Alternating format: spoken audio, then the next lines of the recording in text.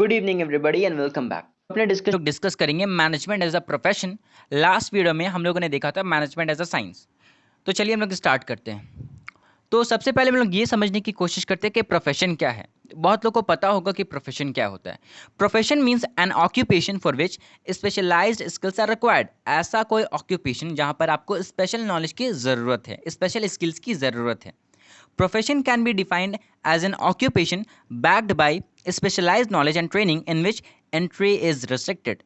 ऐसा कोई ऑक्यूपेशन जहां पर आपको स्पेशल नॉलेज की ज़रूरत है, स्पेशल स्किल्स की ज़रूरत है और स्पेशल ट्रेनिंग की ज़रूरत है, ठीक है, वही प्रोफेशन है ना। उसी तरीके से जैसे लास्ट वीडियो में हम लोगों ने देखा था कि आपको प्रोफेशन के फीचर्स को मैनेजमेंट के फीचर्स के साथ या फिर मैनेजमेंट के साथ कोरिलेट करना है और देखना है कि मैनेजमेंट प्रोफेशन कहला सकता है या नहीं। So point number 1 says specialized knowledge. For being a successful manager, one has to study management. A systematic body of knowledge for management has evolved during the last 6 decades. देखिए, एक successful manager बनने के लिए आपको management पढ़ना पड़ता है, MBA course करना पड़ता है और a systematic body of knowledge for management last 6 decades में एक systematic body of knowledge evolve हुआ है।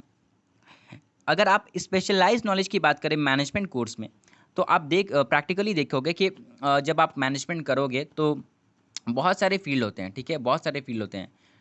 उसमें आपको चूज़ करना पड़ता है कि आपको किस फील्ड में करना है। जैसे अकाउंटिंग एंड फाइनेंस मैनेजमेंट या तो फिर होटल मैनेजमेंट, उसके बाद आपका ऑपरेशनल मैनेजमेंट हो गया और भी ऐसे बहुत सारे, मार्केटिंग मैनेजमेंट, सेल्स मैनेजमेंट, ठीक है। तो आपको चूज़ करना पड़ता है। That is why management is a specialised type of knowledge, ठीक है। Point number 2, acquired knowledge. To enter a profession, one has to possess certain knowledge and skills through formal training. देखिए, आपको अगर प्रोफेशन में enter करना है तो आपको फॉर्मल ट्रेनिंग लेना पड़ता है उस स्किल्स को और उस नॉलेज को गेन करने के लिए। To impart management education there are many formal institutes in almost all the countries. तो इसीलिए मैनेजमेंट के इस एजुकेशन को देने के लिए बहुत सारे फॉर्मल इंस्टीट्यूट्स हैं ऑलरेडी हर एक कंट्रीज़ में, ठीक है। जैसे अगर आप इंडिया की बात करें तो मेन 13 इंस्टीट्यूट्स हैं मैनेजमेंट के। That is Indian institute of management Kolkata, Indian institute of management Mangalore, Indian institute of management Rohtak. इस तरह से बहुत सारे 13 टोटल 13 इंस्टीट्यूट्स हैं, ठीक है, main institutes. Point number 3, representative body. A representative body of professionals is considered essential to regulate and develop the professional activities. देखिए, आपको एक रिप्रेजेंटेटिव बॉडी की ज़रूरत होती है प्रोफेशन में, ठीक है। क्यों? ताकि वो रेगुलेट कर सके, डेवलप कर सके प्रोफेशनल एक्टिविटीज़ को। There are management associations in many countries including India.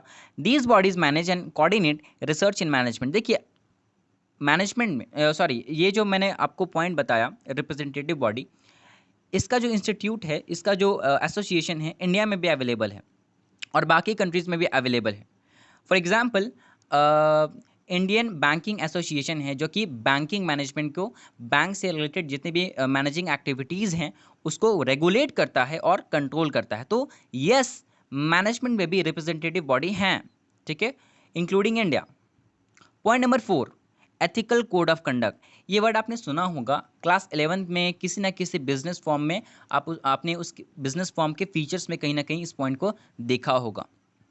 तो इसको हम लोग देखते हैं, सबसे पहले रीड करते हैं। For every profession some ethical standards और code of conduct are provided and every individual professional is expected to follow these standards. मतलब हर एक प्रोफेशन में एक एथिकल स्टैंडर्ड होता है, एक एथिकल कोड ऑफ कंडक्ट होता है जिससे हर एक प्रोफेशनल, मतलब प्रोफेशनल बनने के बाद भी आप उसे फॉलो करते हो, उस स्टैंडर्ड्स को फॉलो करते हो।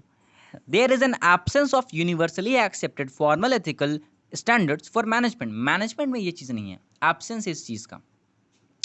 अब देखते हैं कि एथिकल कोड ऑफ कंडक्ट होता क्या। मैं आपको एक एग्जांपल से समझाता हूँ, वेरी सिंपल चीज़, बहुत ज़्यादा सिंपल चीज़ है, ठीक है। तो जैसे कि चार्टेड अकाउंटेंट कोर्स है, तो उसके लिए एक लीगल बॉडी है, that is ICAI, institute of chartered accountants of India. तो उसी तरीके से अगर मैं CS की बात करूँ, CMA की बात करूँ, तो उसके भी लीगल बॉडीज़ है, जैसे कि ICSI, ICMAI। तो ये सब क्या है, लीगल बॉडीज़ करते क्या है, स्टैंडर्ड सेट करते हैं, ठीक है, एक कोड ऑफ कंडक्ट सेट करते हैं जिसे हर प्रोफेशनल को फॉलो करना पड़ता है।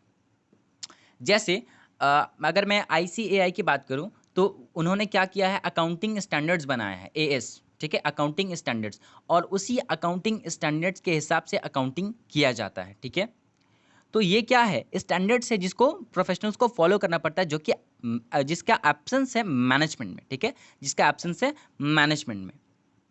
नाउ कंक्लूजन क्या निकलेगा, तो from the above discussion we can conclude that management does not have some of the features of a profession. In some respects management qualifies as a profession, while in some respect it lacks the professionship. So we can say that management is proceeding towards professionalization. देखिए, कुछ कुछ features तो match कर रहे हैं, जैसे कि पहले का 3 फीचर मैच कर रहा है, ठीक है, लास्ट वाला फीचर मैच नहीं किया, ठीक है, तो कुछ फीचर्स मैच नहीं भी करते। तो इस वजह से हम लोग ये नहीं कह सकते कि मैनेजमेंट प्रोफेशन है, हम लोग ये भी नहीं कह सकते कि मैनेजमेंट प्रोफेशन नहीं है। इसलिए हम लोग क्या कहते हैं कि management is proceeding towards professionalisation, management professionalisation की तरफ प्रोसीड कर रहा है, ठीक है। आई होप आपको समझ में आया होगा मैनेजमेंट एज अ प्रोफेशन। अगर आपके पास आपको एग्जाम में ऐसे क्वेश्चंस आते हैं कि define management as a profession, तो आपको इसी तरीके से अटेम्प्ट करना है।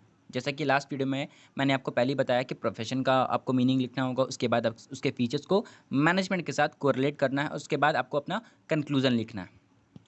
So that's all for this video. आपको अगर नहीं समझ आया तो आप इस वीडियो को फिर से देखो और समझो, और अगर चैनल पे न्यू हो तो चैनल को सब्सक्राइब करो और नोटिफिकेशन बेल को ऑन करो, अपने फ्रेंड्स के साथ शेयर करो और कमेंट्स करो, and lastly thank you so much.